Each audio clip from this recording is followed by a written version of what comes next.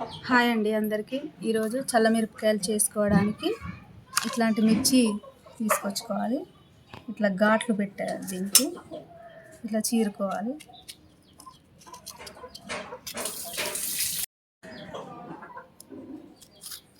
ఇట్లా ఘాట్లు పెట్టుకొని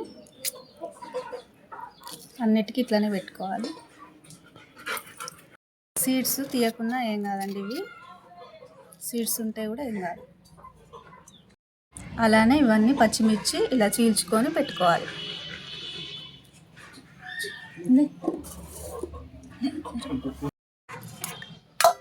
ఇవి 1/2 కేజీ పచ్చిమిర్చి అండి. దీంట్లోకి ఒక గిన్నెలోకి పెరుగు వేసుకోవాలి. 1/2 లీటర్ పెరుగు పడుతుంది 1/2 కేజీ పచ్చిమిర్చికి.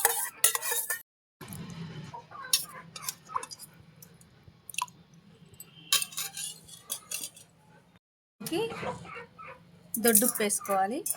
ఈ పెరుగులో దొడ్డుప్పు వేసుకోవాలి, ఒక పిడికెడు వేసుకోవాలి. ఇప్పుడు దీన్ని చిలుక్కోవాలి, మజ్జిగలాగా చిలకాలి.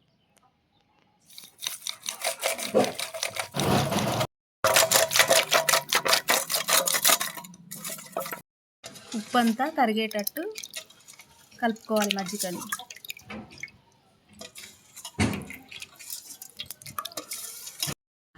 మజ్జిగ చిక్కగానే ఉండాలండి.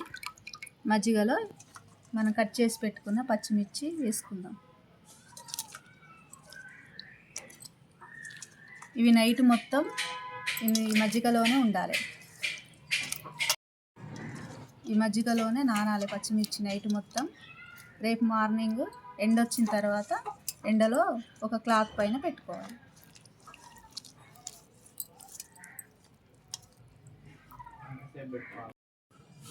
ఈ పచ్చిమిర్చి మొత్తం మజ్జిగతో సహా ప్లాస్టిక్ డబ్బాలో వేసుకోవాలి, స్టీల్ గిన్నెలో ఉంచకూడదు.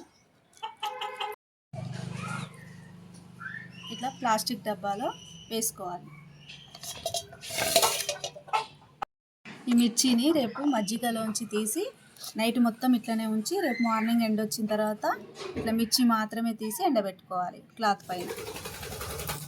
నైట్ మనం మిర్చిని మజ్జిగలో వేసుకున్నాం కదా, అవన్నీ ఇప్పుడు ఎండ వచ్చింది, ఎండకు ఇట్లా ఎండబెట్టుకోవాలి. ఇట్లా 3 days చేసుకోవాలి. నైట్ మజ్జిగలో వేసుకోవాలి, మార్నింగ్ ఎండకు ఎండబెట్టుకోవాలి.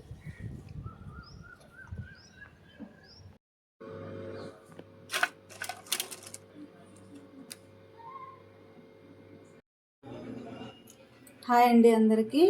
2 days అయ్యింది, చల్లమిరపకాయలు ఎండిపోయాయి. ఇప్పుడు వేయించుకొని చూపిస్తాను.